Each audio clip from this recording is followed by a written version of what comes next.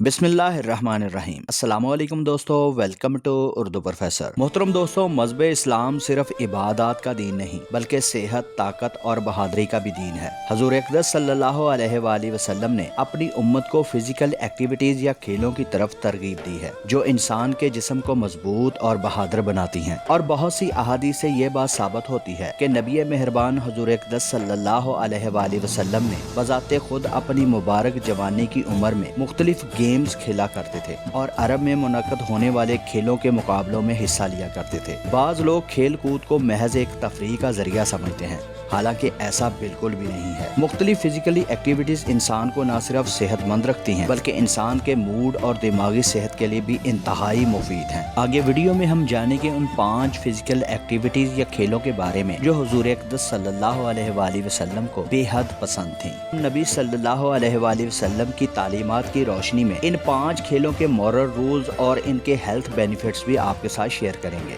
ये physical activities न सिर्फ सेहत के लिए फायदेमंद हैं बल्कि सुन्नत की रूह के करीब तरीन भी हैं। तो वीडियो को एंड तक जरूर देखिएगा क्योंकि ये वीडियो बहुत ही इंटरेस्टिंग होने वाली है। दोस्तों, ये वीडियो मुकम्मल तहकीक और मुताले के बाद तैयार की गई है। तो वीडियो के बारे में कोई भी सवाल या आप अपनी राय का इजहार कमेंट सेक्शन में कर सकते हैं। नबी करीम सल्लल्लाहु अलैहि वसल्लम की पसंदीदा गेमों में पहले नंबर पर है रेसलिंग यानी कुश्ती। हजूर अक़दस सल्लल्लाहु अलैहि वसल्लम कुश्ती बड़े शौक से खेला करते थे। उस जमाने में अरब के नौजवानों में कुश्ती खेलने का बहुत जोशो खरोश पाया जाता था और इस खेल के खेलने वाले को बड़ा शाजोर और ताकतवर ख्याल किया जाता था। इसी तरह नबी मेहरबान हजूर अक़दस सल्लल्लाहु अलैहि वसल्लम का और मक्का के एक नामी ग्रामी ताकतवर पहलवान रकाना के साथ कुश्ती का मुकाबला भी रवायात में आया है। वो वाकया कुछ यूँ था। एक दिन हजूर अक़दस सल्लल्लाहु अलैहि वसल्लम अकेले जंगल की तरफ तशरीफ ले गए और ये जंगल का एरिया मक्का के एक मगरूर ताकत के नशे में चूर एक पहलवान रकाना का था।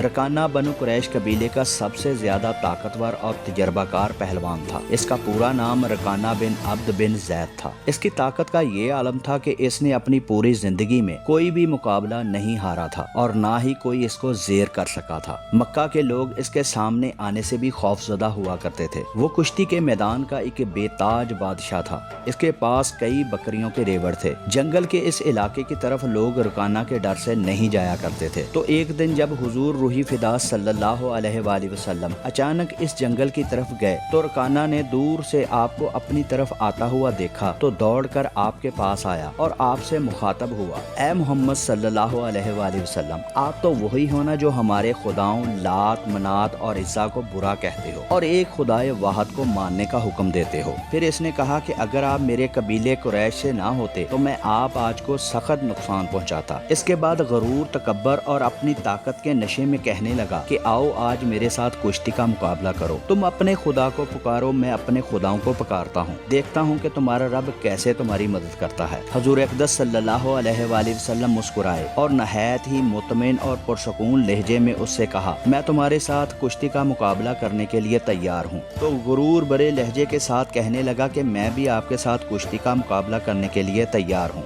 जब मुकाबला शुरू हुआ तो हुजूर अक़दस सल्लल्लाहु अलैहि वसल्लम ने पहले ही वार में नहायत तेजी के साथ इसे झपट कर जमीन पर पटक दिया और इसके सीने पर बैठ गए। रकाना अपनी जिंदगी में पहली मर्तबा किसी कुश्ती का मुकाबला हारा था। वो बहुत शर्मिंदा हो रहा था। फिर बोला, ए मोहम्मद सल्लल्लाहु अलैहि वसल्लम, मेरे सीने से उतर जाओ, शायद मेरे खुदाओं ने मेरी दुआ नहीं सुनी। फिर एक दफा फिर से मुकाबला करो। ये कुश्ती मुकाबला दोबारा फिर से शुरू हुआ तो आप सल्लल्लाहु अलैहि वसल्लम ने दूसरी बार भी इसे जमीन पर गिरा दिया, लेकिन फिर कहने लगा, ए मोहम्मद सल्लल्लाहु अलैहि वसल्लम, लगता है कि आज मेरे खुदा शायद मुझसे नाराज हैं। खैर, एक मर्तबा फिर से आओ और मुकाबला करो, मुझे यकीन है कि इस बार मेरे खुदा मेरी मदद जरूर करेंगे। हजूर अक़दस सल्लल्लाहु अलैहि वसल्लम ने तीसरी मर्तबा भी इसका ये चैलेंज कबूल कर लिया और आपने तीसरी मर्तबा भी इसे जमीन पर पटक दिया। रकाना बहुत परेशान शर्मिंदा जमीन पर गिरा पड़ा था। फिर कहने लगा, ए मोहम्मद सल्लल्लाहु अलैहि वसल्लम, आप ये कुश्ती का मुकाबला जीत गए हो और इनाम के तौर पर मेरी इन बकरियों में जितनी चाहे बकरियां ले सकते हो। तो नबी रहमत सल्लल्लाहु अलैहि वसल्लम ने फरमाया, रकाना, मुझे तुम्हारी बकरियों की कोई जरूरत नहीं। हाँ, अगर तुम मुसलमान हो जाओ तो जहन्नम की आग से बच जाओगे। तो रकाना ने कहा कि मैं मुसलमान तो हो जाऊं, लेकिन मक्का के लोग क्या कहेंगे कि इतने बड़े पहलवान ने शिकस्त खा لی اور مسلمان ہو گیا۔ تو آپ صلی اللہ علیہ وآلہ وسلم نے فرمایا کہ اے رکانہ تیرا مال تجھے ہی مبارک۔ یہ کہہ کر حضور اقدس صلی اللہ علیہ وآلہ وسلم واپس مکہ کی وادی کی طرف لوٹ آئے۔ حضرت ابوبکر صدیق اور حضرت عمر پہلے ہی آپ کی تلاش میں نکلے ہوئے تھے اور یہ صاحبان پریشان تھے کہ آپ رکانہ کے علاقے کی طرف گئے ہوئے ہیں، کہیں وہ آپ کو نقصان نہ پہنچا دے۔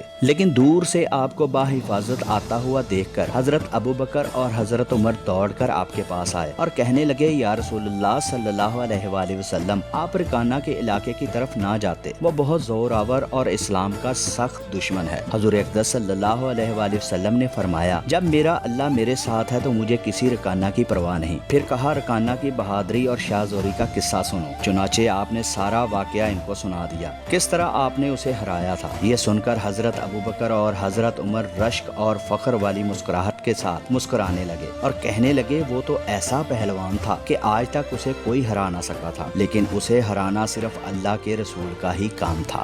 ہارس رائڈنگ یعنی گھوڑا سواری۔ حضور اقدس صلی اللہ علیہ وآلہ وسلم کو گھوڑا سواری بہت زیادہ پسند تھی اور آپ صلی اللہ علیہ وآلہ وسلم نے اس کھیل کی حوصلہ افزائی بھی فرمائی ہے۔ عربوں میں گھوڑا سواری نہ صرف بہادری بلکہ طاقت اور وقار کی علامت بھی سمجھا جاتا تھا۔ خاص طور پر گھوڑے جنگوں لڑائیوں کی شان ہوا کرتے تھے۔ نبی کریم صلی اللہ علیہ وآلہ وسلم کے پاس چند گھوڑے تھے جن کا ذکر اسلامی روایات میں ملتا ہے۔ القصب، المرتجز، الحیف، الضرب آپ کے گھوڑوں کے نام تھے۔ گھوڑا سواری صرف ایک کھیل نہیں بلکہ ایک ایسی مہارت ہے جو انسان کو بہادر، مضبوط اور بااعتماد بناتی ہے۔ نبی رحمت روحی فدا صلی اللہ علیہ وآلہ وسلم نے اس کھیل کے کچھ مورل رولز بھی ہمیں بتائے ہیں۔ سب سے پہلا جانوروں کے ساتھ رحم کیا جائے اور ان پر ظلم نہ کیا جائے۔ دوسرا گھوڑے کی خوراک، آرام اور صحت کا خیال رکھا جائے، تکبر سے بچا جائے۔ اگر کوئی گھوڑا سواری میں ماہر ہو جائے تو اسے تکبر یا غرور سے بچنا چاہیے۔